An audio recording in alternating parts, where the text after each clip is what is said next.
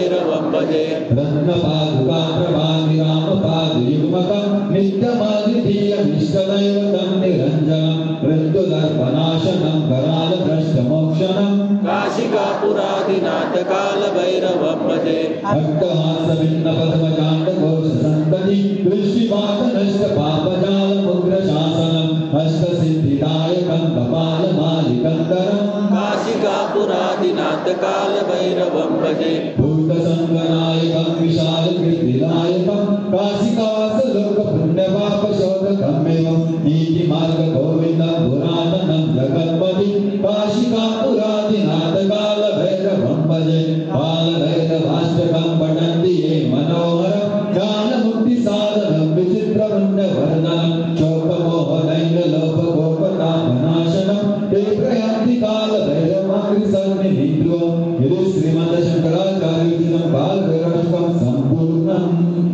सर्वांनी दक्षिण दिशेला तोंड करून बसून घ्यायचंय. आपल्याला एक 10 मिनिटाचं महत्वाचं असं मार्गदर्शन होणार आहे, त्यामुळे कोणीही जागेतून द्यायचं नाही. आपला एकांगा प्रश्न जो असतो तो मार्गदर्शनामधून सॉल्व्ह होत असतो. त्यामुळे सर्वांना विनंती आहे, मार्गदर्शन झाल्याशिवाय कोणीही जागेतून द्यायचं नाही. आपली सामुदायिक सेवा, सामुदायिक प्रार्थना झाल्याशिवाय आरती पूर्ण होत नसते. त्यामुळे सर्वांनी जागेवरतीच बसायचं. श्री स्वामी समर्थ.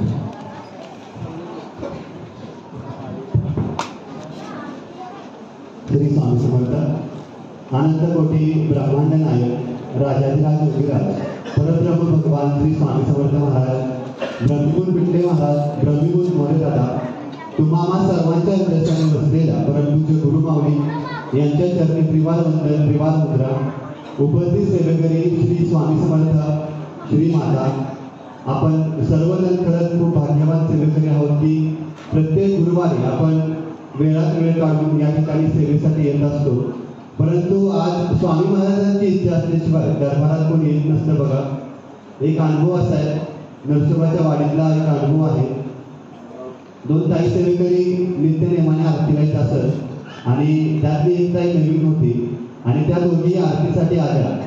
आरती चालू होती, नवीन ताईला आरती काही माहिती नाही, त्यामुळं ती म्हणायची, मनाचे विचार चालू असत की कधी आरती होते आणि एकदा मी घरी जाते, असे विचार तिच्या मनात चालू होते.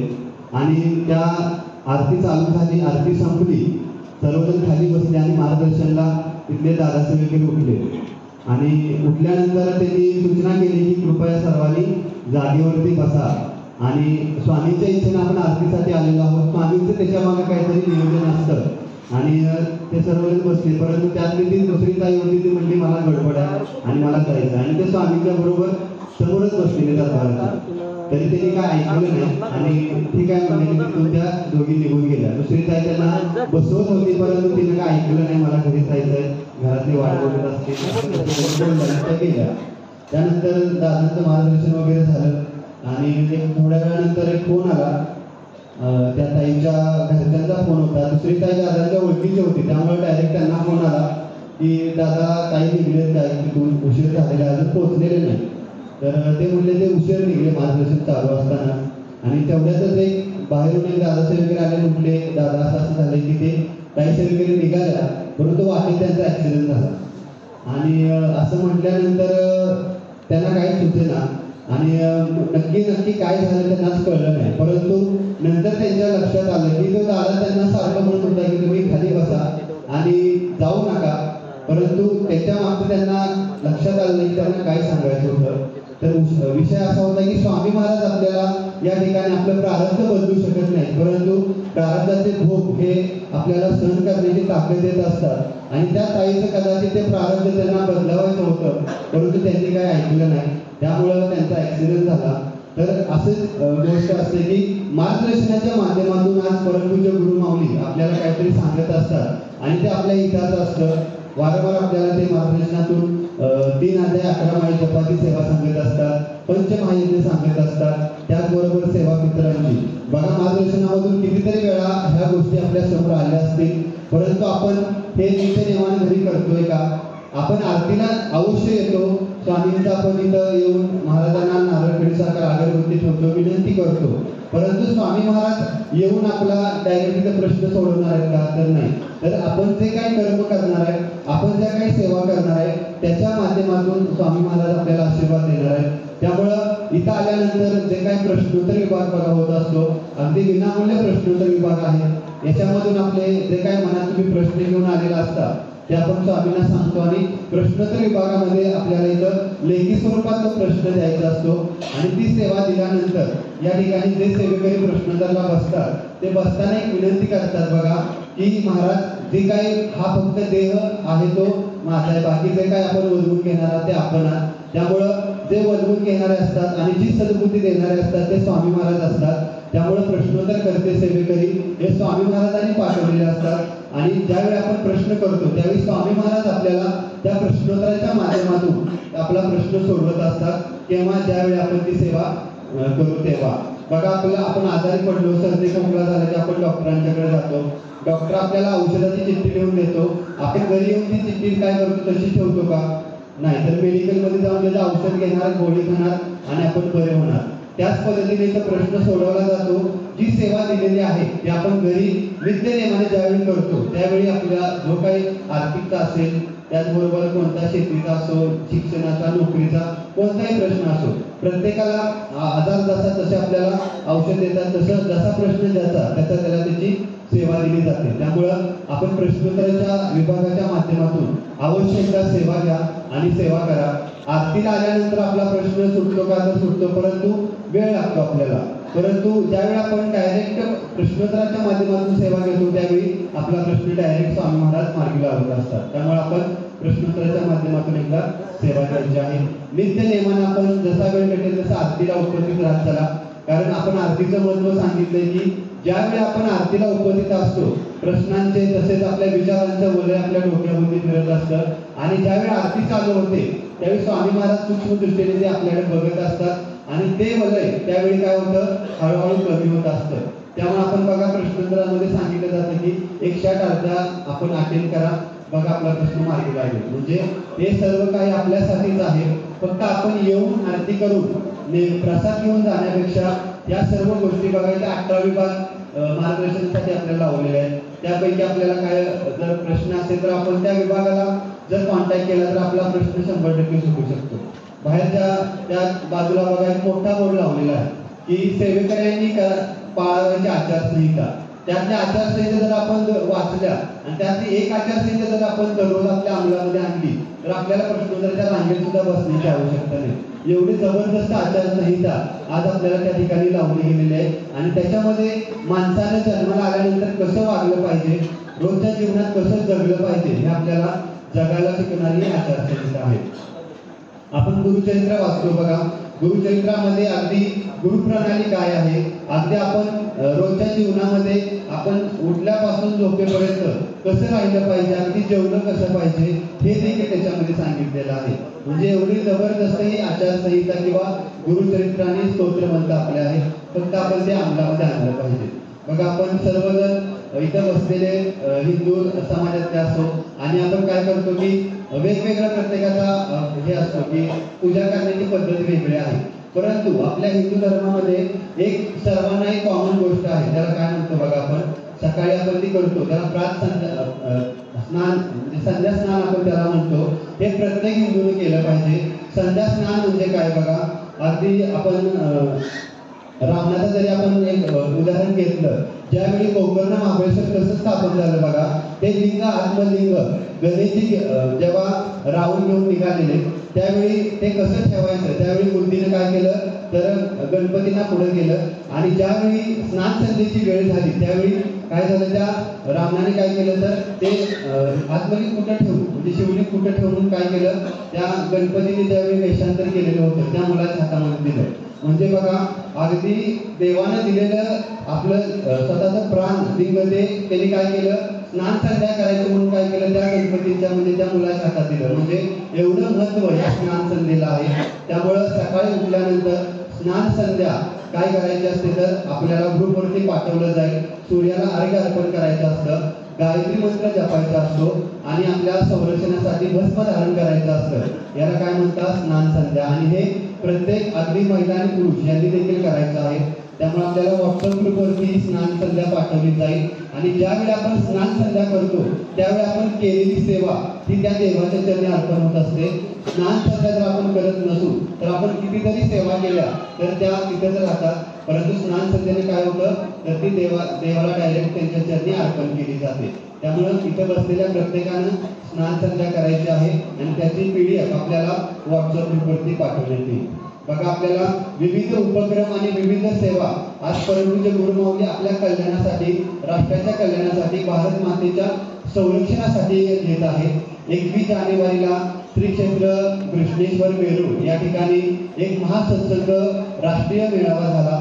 याच्या माध्यमातून लाखो भाविक त्या ठिकाणी उपस्थित राहिले आणि याच्या माध्यमातून काय झालं तर भारत मातेच्या संरक्षणासाठी, त्याचबरोबर या ठिकाणी जे आध्यात्मिक लोक आहेत त्यांच्या संरक्षणासाठी त्या ठिकाणी परमपूज्य गुरुमाऊलींनी श्री चक्रराज श्री यंत्राचं पूजन घेतलं, अतिरुद्राची सेवा घेतली आपल्या आरोग्यासाठी आणि ही सेवा सर्वांना देखील करण्याची संधी भेटली.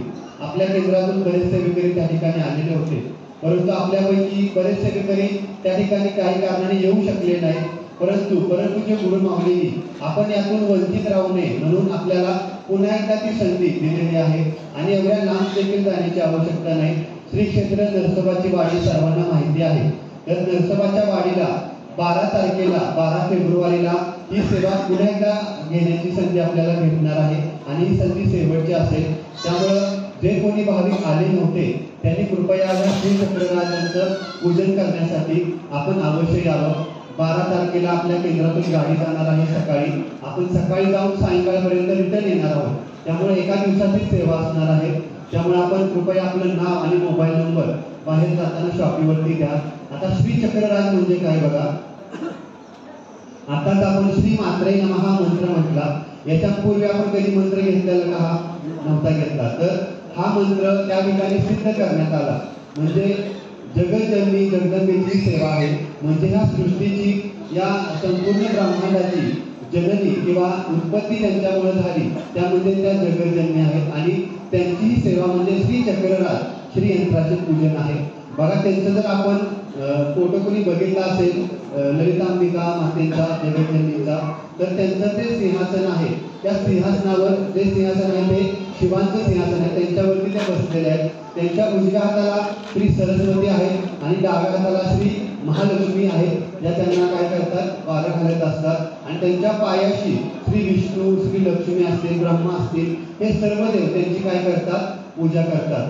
बघा, आपण दुर्गा सप्तशती वाचतो, त्याच्यामध्ये बघा एक ओवी आहे, हिमाचल सुतानाथ गात असे परमेश्वरी, म्हणजे हिमाचलाची जी कन्या आहे ती म्हणजे ती पार्वती माता आणि त्यांचा जो नाथ आहे म्हणजे श्री शंकर, ते देखील त्यांची सेवा करतात, त्या जगज्जननी आहेत आणि त्यांची सेवा करण्याची संधी आपल्याला परत एकदा नरसोबाच्या वाडीला भेटणार आहे. त्यामुळं कृपया सर्वांनी या सेवेचा अवश्य लाभ घ्यावा आणि श्री मात्रे नमः हा मंत्र आपण वित्त सेवामध्ये प्रत्येकाने एक माळ अवश्य केला पाहिजे.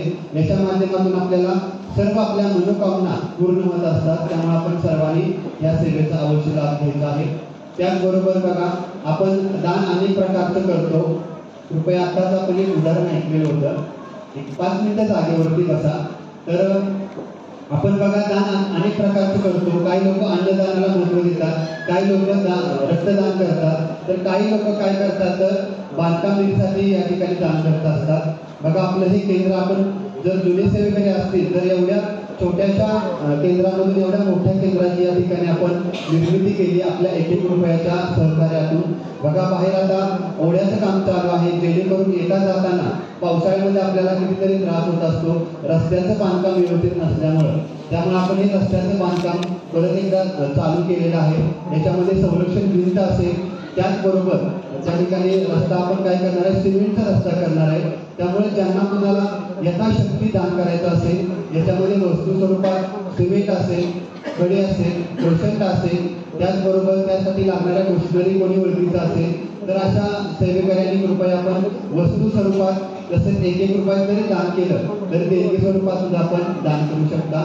त्यामुळे यथाशक्ती आपण सर्वांनी आपल्या मित्रांच्या जरी नावाने दान केलं तरी सुद्धा आपल्याला ते सत्कर्मी जाणार आहे, त्यांना सद्गती मिळणार आहे. त्यामुळे आपण अवश्य दान करायचं आहे. त्याचबरोबर उद्या धर्मनाथ बीज आहे बघा. नवनाथांपैकी एका नाथांचं त्या ठिकाणी काय असतं, आपण सेवा करत असतो. नवनाथ हे आपल्या मार्गाची मिलिटरी फौज आहे. जसं की ते बसलेल्या प्रत्येकाला संरक्षण हवं असतं आणि नवनाथ असे आहेत की त्यांनी कुणापुढे देखील ते हारले नाहीत. अगदी देव, राक्षस, गंधर्व असे सर्वांना त्यांनी काय केलं, पराभूत केलं. कुणामुळे तर आपल्या गुरूंच्या शक्तीमुळे. त्यामुळे आपल्याला ही सेवा करायची आहे बघा. नवनाथ पारायण करायला गेलो तर आपल्याला 7 दिवस लागतात. 40 अध्यायांचा ग्रंथ आहे. परंतु आपल्याला परमपूज्य गुरुमाऊलींच्या आशीर्वादानं 900 श्लोकी संक्षिप्त नवनाथ आपण वाचू शकतो. त्यामुळे उद्या आपण घरामध्ये सामुदायिकरित्या आपल्या घरामध्येही नवनाथाचं पारायण करा आणि आपल्या घराला, कुटुंबाला आपण संरक्षण प्राप्त करून द्या. त्याचबरोबर या ठिकाणी केंद्रामध्ये विविध सेवा होत असतात. यापैकी सकाळी 5 वाजल्यापासून या ठिकाणी साफसफाई, दरबार पूजन, सकाळी 6:30 वाजता महाअभिषेक व षोडशोपचार पूजन स्वामींच्या मूर्तीवरती व पादुकांवरती होत असतं. त्यामुळे यथाशक्ती आपल्याला जसं जमेल तसं आपण या ठिकाणी या पूजनासाठी या. अगदी विनामूल्य सेवा आहे. बाहेर आपण या ठिकाणी पैसे देऊन अगदी वर्षभर काय करतो, नंबर लावतो.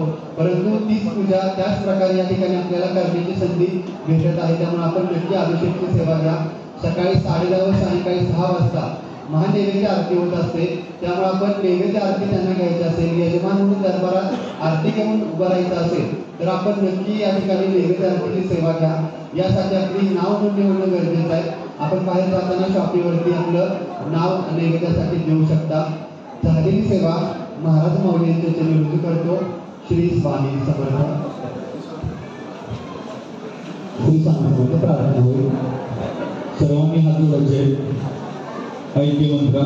यम वैदिका मंत्र दृशा पुराणा इंद्रम यमं मात्र विश्वानमाहु वेदांगिनो अग्नस्नियमेकं यम ब्रह्म शब्देन विनिर्विशान्ति शैवायम ईशं शिविद्गोचनं यम वैष्णवा विष्णुमूर्ति स्तुवन्ति बुद्धसारनीति बौद्धजैना तदस्मिकालेति च सिद्धसन्ता शास्त्रेति केचिता कचिदित्कुमार स्वामेति मातेति विदेति भक्त्या यं प्रार्थयन्ते जगदीशदारं स एक एव प्रभुरादिदेव. ओम शांति शांति शांति. हात जोडायचे. सामूहिक प्रार्थना. गुरु ब्रह्मा गुरु विष्णु गुरुदेवो महेश्वरा गुरु साक्षात् परब्रह्म तस्मै श्री गुरवे नमः. श्री स्वामी समर्थ महाराज की जय. श्री गुरुदेव दत्त. श्री त्र्यंबकेश्वर महाराज की जय. गंगा गोदावरी माता की जय. सद्गुरु परम पूज्य भोलेनाथ की जय. श्री स्वामी समर्थ गुरु माऊली की जय. भारत माता की जय. उदयोस्तु. श्री महाकाली महालक्ष्मी महासरस्वती राजराजेश्वरी आई साहेब. श्री अंबा माता की जय. श्री अंबा माता की जय. श्री अंबा माता की जय. भारत माता की जय. सदानंदाचा श्री खंडेराव महाराज की जय. श्री खंडेराव महाराज की जय. श्री खंडेराव महाराज की जय. श्री सिद्धनाथ महाराज की जय. माता जोगेश्वरी की जय. छत्रपती श्री शिवाजी महाराज की जय. धर्मवीर